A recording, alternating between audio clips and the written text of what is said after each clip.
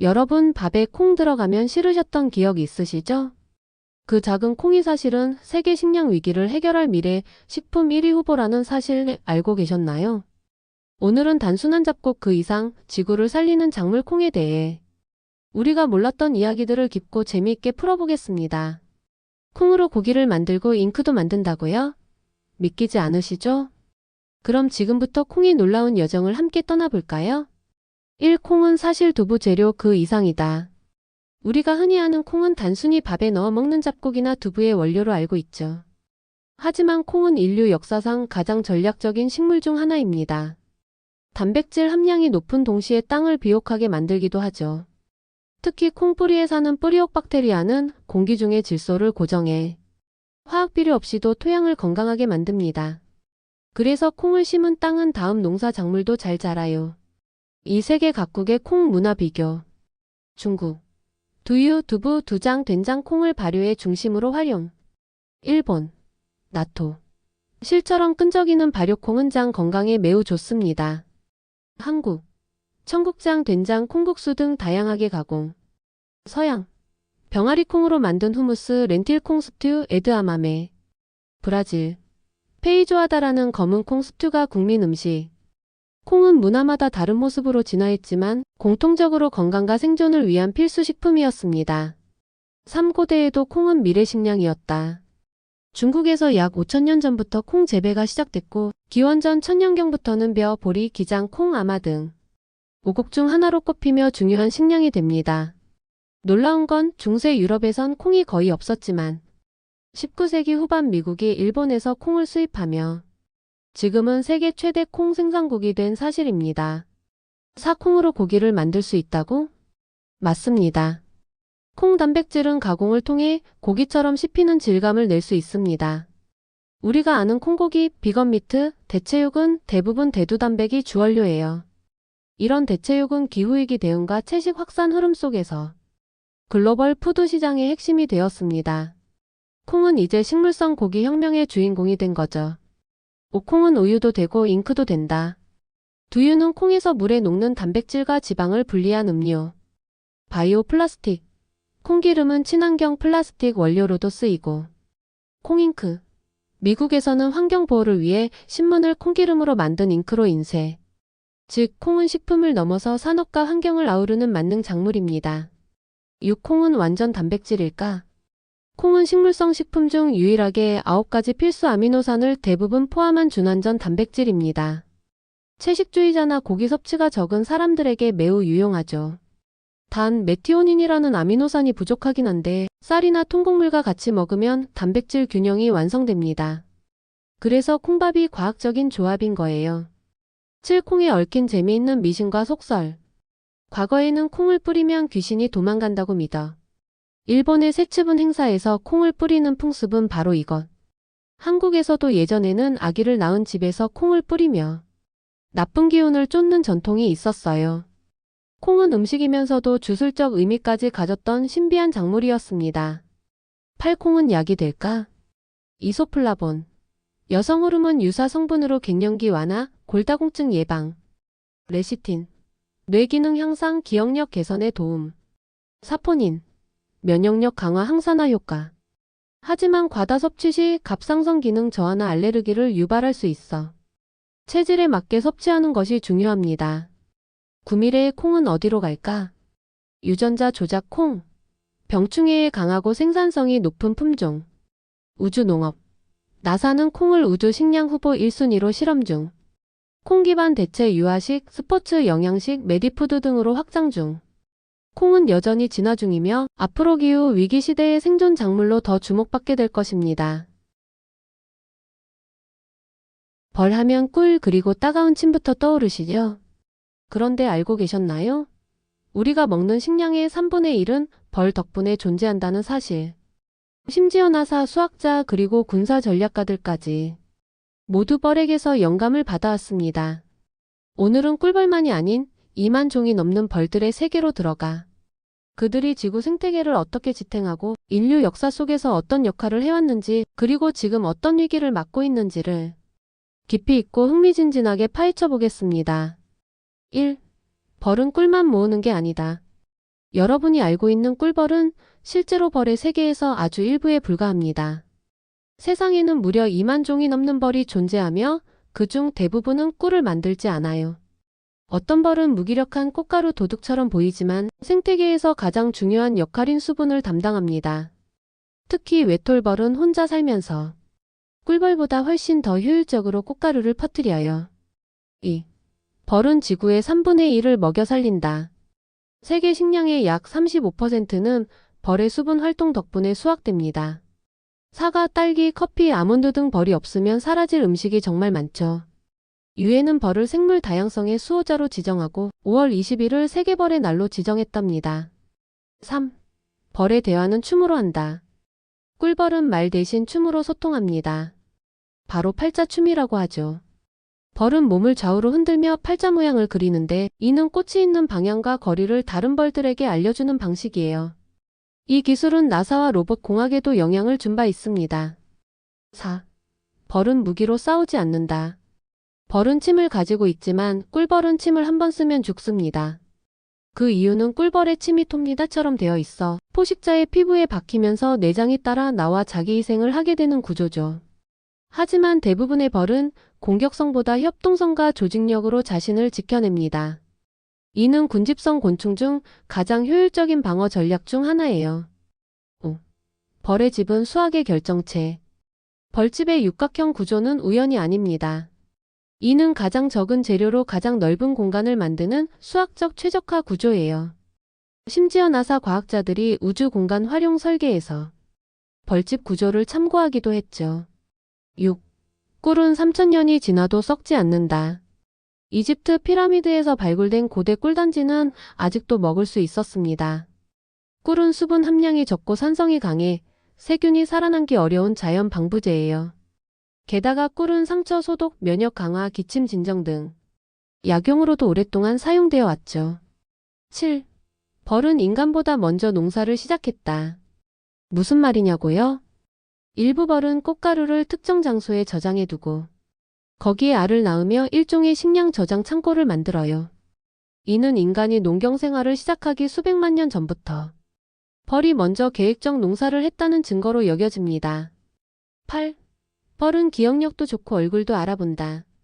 꿀벌은 훈련을 통해 사람 얼굴을 인식할 수 있는 능력도 갖고 있습니다. 호주 퀸즐랜드 대학 연구에 따르면 꿀벌은 사람의 얼굴 사진을 구별해 보상에 따라 반응했죠. 작은 뇌를 가진 곤충임에도 불구하고 인간과 유사한 인지 능력의 일부를 갖춘 매우 똑똑한 생명체입니다. 9. 벌과 전쟁의 역사. 놀랍게도 고대 로마와 그리스에서는 벌집을 투척 무기로 사용한 기록이 있습니다. 벌에 쏘이는 고통과 혼란은 그 어떤 화살보다도 효과적이었죠. 또한 중세시대의 성벽에서 벌을 담은 항아리를 던지는 방어술도 쓰였다고 합니다. 10. 벌의 멸종 그리고 인류의 위기. 마지막으로 가장 중요한 이야기입니다. 현재 꿀벌은 농약, 도시화, 기후변화로 인해 전 세계적으로 급감하고 있습니다. 일부 지역에서는 벌 개체 수가 90% 가까이 줄어들었고 이는 결국 우리 식량의 위기로 이어집니다. 아인슈타인은 이렇게 말했습니다. 벌이 사라지면 인류는 4년 안에 멸망할 것이다. 인류는 오래전부터 영원히 살고 싶어 했습니다. 그래서 신화 속엔 늘 불사의 나무가 등장하죠. 죽지 않고 살아남는 나무, 모든 병을 고치는 나무, 신이 머무는 신성한 나무. 그런데 이게 단지 상상의 산물일까요? 아니면 현실 속에서도 정말 죽지 않는 나무가 존재할까요? 오늘은 전설과 과학을 넘나들며 불사의 나무에 얽힌 미스터리한 진실을 파헤쳐 보겠습니다. 1. 불사의 나무란 무엇인가? 우리가 흔히 말하는 불사의 나무는 현실보다 전설과 신화에서 더 자주 등장합니다. 생명을 무한히 유지하거나 병을 치유하거나 신과 연결되는 신비한 나무. 성경의 에덴 동산 생명나무, 그리스 신화의 헤스페리데스의 황금사과 나무, 북유럽 신화의 이그드라실, 동양의 불로장생 나무 전설. 과연 이런 나무가 실제로 존재했을까? 아니면 단지 상징일까? 2. 고대 문명은 왜 나무의 불멸을 투영했을까? 인간은 오래전부터 죽음을 두려워했습니다. 하지만 나무는 계절마다 잎이 지고 피고 마치 죽고 다시 살아나는 존재. 어떤 나무는 수백 년, 수천 년까지 살아갑니다. 그래서 나무는 윤회, 재생, 장수의 상징이 되었죠. 고대 이집트인은 시카모어 나무를 저승과 이승을 잇는 문으로 믿었고, 중국에서는 개수나무를 불로초의 나무라 하며 딸 속에 있다고 여겼습니다. 3. 실제로 죽지 않는 나무가 존재할까? 놀랍게도 현실 속에도 불사의 나무 같은 존재가 있습니다. 브리슬콘 소나무. 나이 4800년. 미국 캘리포니아의 화이트 산맥의 자생. 세계에서 가장 오래 산 생명체 중 하나. 나무의 일부분이 죽더라도 전체는 살아남는 부분 생존 능력. 피슬라이트. 나이 9560년. 스웨덴의 구름 속 고산지대. 뿌리는 9000년 넘게 살아있고 줄기는 계속 교체. 마치 리셋하면서 영원히 살아가는 나무. 이들은 과학적으로 죽지 않는 구조를 가지고 있으며 세포 재생 능력도 인간보다 훨씬 뛰어납니다. 4. 불사의 나무와 고대 약초학. 중국에서는 불사의 나무 불로초. 진시황은 실제로 동방의 산에서 자라는 불로초를 찾아 헤맸죠. 해양 탐험가 서복은 일본 제주도까지 갔다는 기록이 있음. 불사의 나무, 불로초.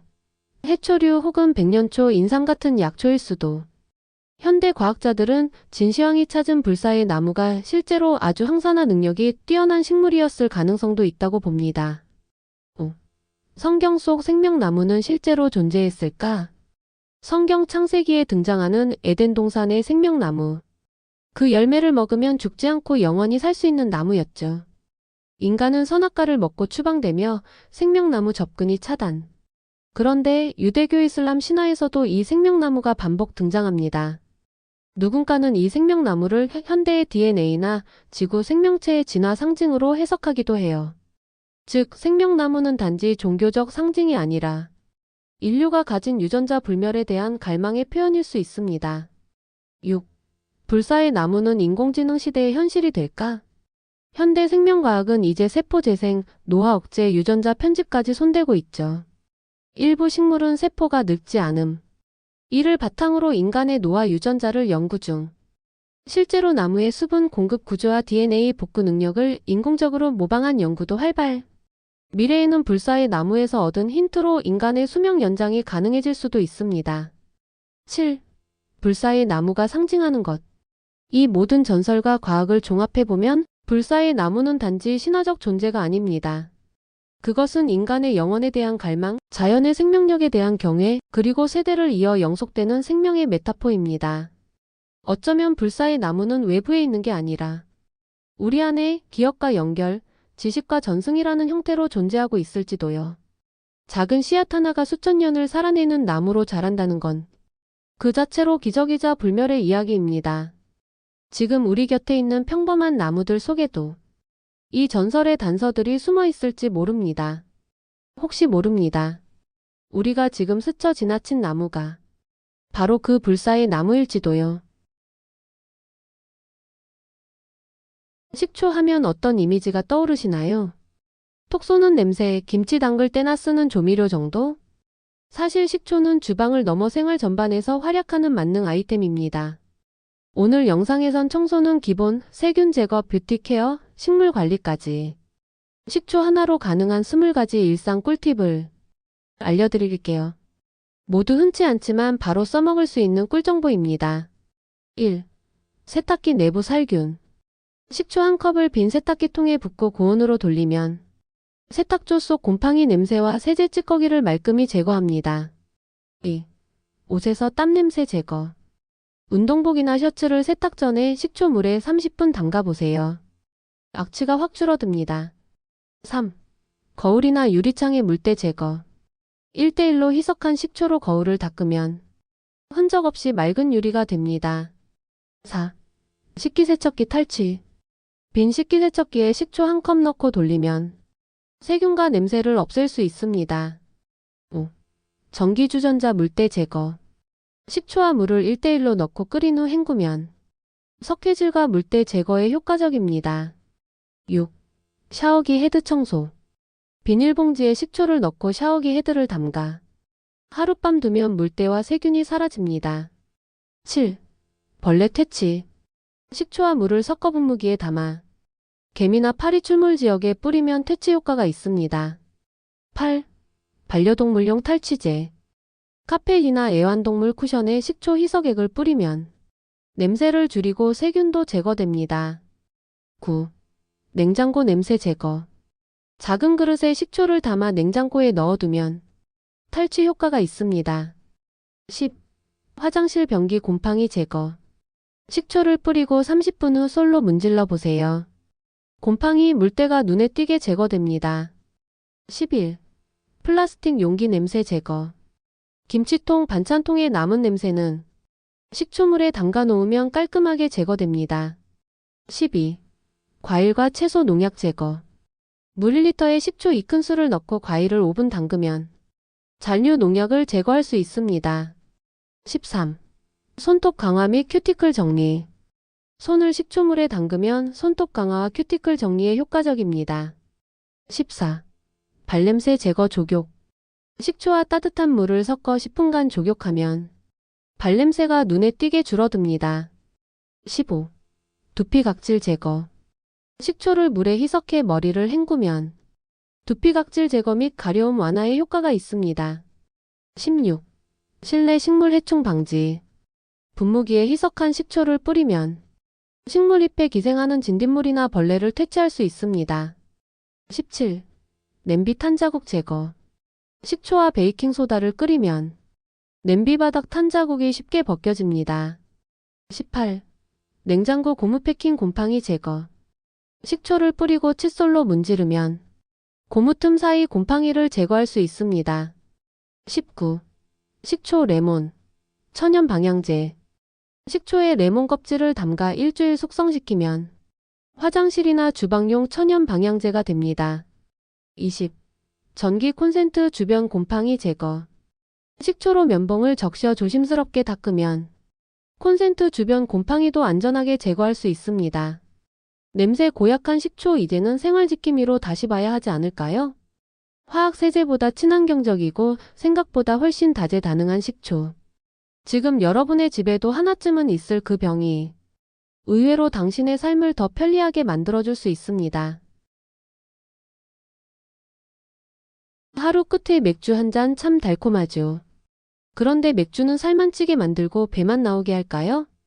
갈증을 해소해주나요? 아니면 더 목마르게 할까요? 맥주는 독일에서만 발달했을까요? 오늘은 여러분이 한 번쯤 들어봤지만 사실은 오해였던 맥주에 관한 속설들을 낱낱이 파헤쳐 보겠습니다. 진실은 생각보다 놀랍고 재밌습니다. 맥주에 관한 속설과 진실. 1. 맥주는 살찌게 만든다. 속설: 맥주는 배가 나오게 만드는 살찌는 술이다. 진실: 맥주배는 과식과 안주 때문입니다.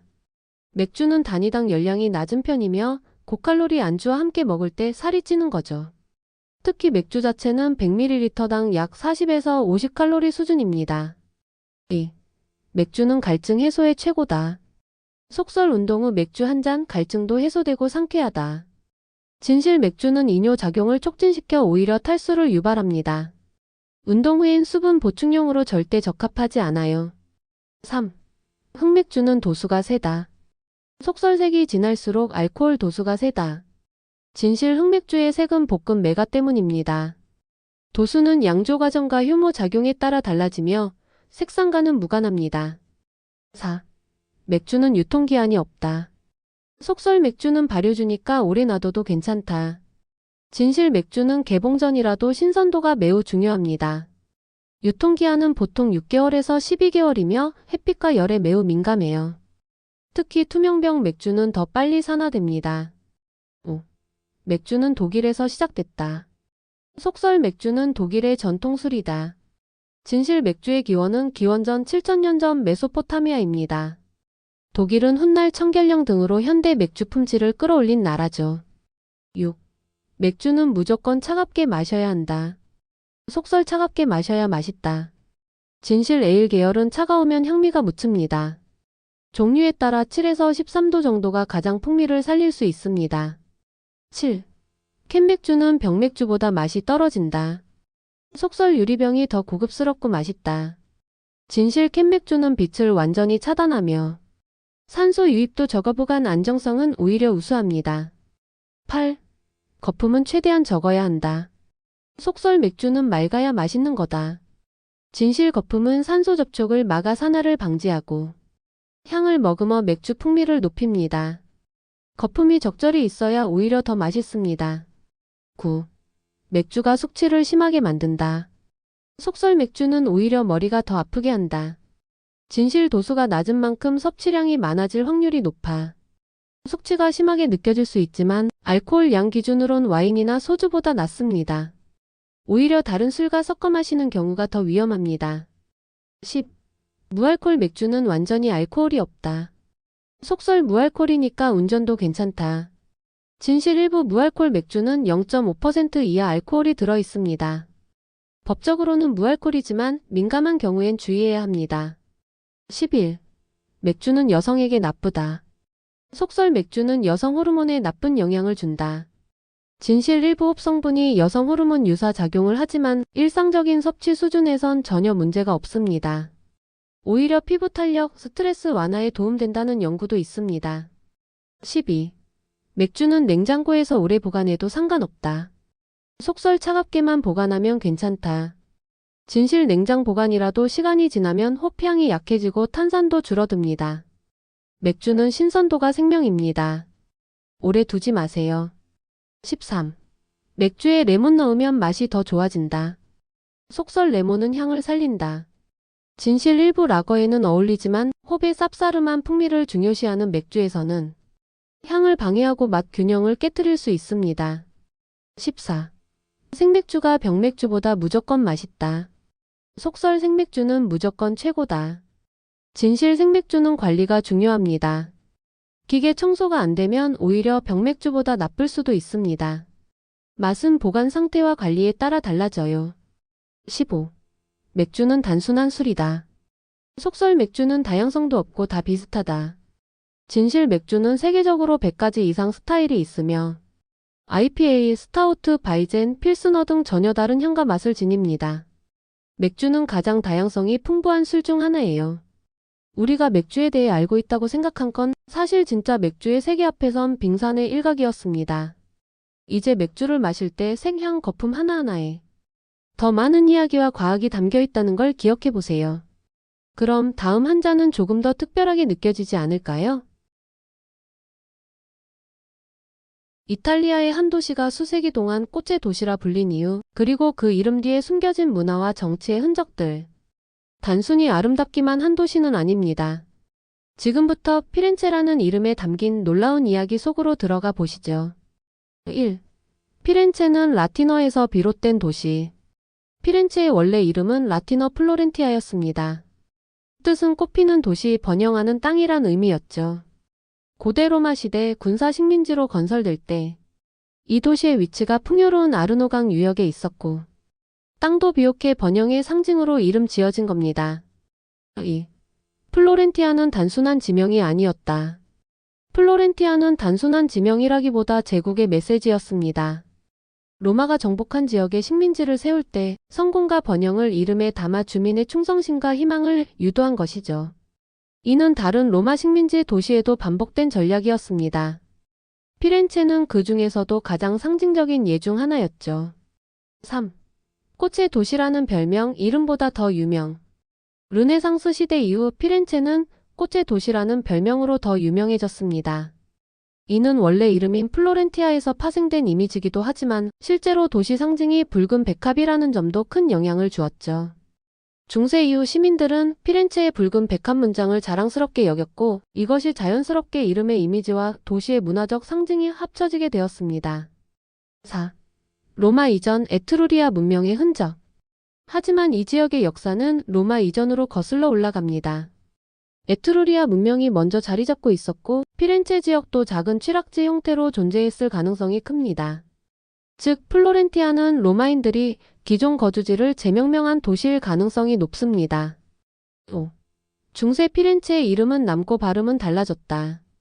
중세 시대로 들어서며 플로렌티아는 이탈리아어로 바뀌면서 현지에서는 플로렌티아, 나중엔 피렌체로 발음됩니다. 흥미로운 건 영어권에서는 여전히 플로렌스라는 라틴어식 이름을 씁니다. 즉 같은 도시를 두고도 현지에서는 피렌체의 영어권에서는 플로렌스로 부르게 된 거죠. 6. 이름에 감춰진 정치와 문화 전쟁. 중세와 르네상스 시대 피렌체는 정치적으로도 격변의 중심이었습니다. 이름의 의미인 번영과는 달리 실제로는 수많은 권력 암투와 전쟁이 끊이지 않았죠. 그러나 흥미롭게도 도시 이름은 그 와중에도 바뀌지 않았고 오히려 문화와 예술의 꽃이라는 상징성을 더욱 강조하게 됩니다. 7. 단어의 뿌리 플로의 세계. 플로렌티아의 어근인 플로는 라틴어 꽃피다 꽃에서 유래합니다. 이 어근은 영어의 꽃, 번영하다, 꽃무늬의 같은 단어에도 그대로 살아있죠. 즉 피렌체의 이름은 서구 언어권 전반에 살아 숨쉬는 꽃의 문화 코드와도 연결돼 있습니다. 8. 이름이 도시의 정체성이 되다. 다른 도시들이 이름을 바꾸거나 사라진 반면 피렌체는 고대의 이름이 지금까지 이어지고 있습니다. 르네상스 시대 미켈란젤로와 다빈치, 단테 같은 인물들이 피렌체라는 이름 아래서 예술과 철학을 꽃피웠고 이로 인해 플로렌티아 문화와 예술의 꽃이라는 인식이 굳어진 겁니다. 9. 북쪽의 아테네라는 별명. 피렌체는 종종 북쪽의 아테네로 불립니다. 하지만 실제로는 고대 아테네보다 훨씬 더 의도적이고 전략적인 문화 도시였습니다. 도시 이름, 문장, 상징, 심지어 거리명까지 철저히 브랜드화되어 있었고 이름 하나에도 도시의 정체성과 메시지가 담겨 있었죠. 10. 단순한 지명이 아닌 살아있는 문화 상징. 오늘날 피렌체는 단순한 도시 이름이 아니라 꽃과 예술과 역사가 결합된 문화 브랜드입니다. 관광객들은 단순히 아름다운 도시를 보러 오는 것이 아니라 그 이름의 깃든 이야기와 정체성에 매료되는 것이죠. 구독과 좋아요 부탁드려요.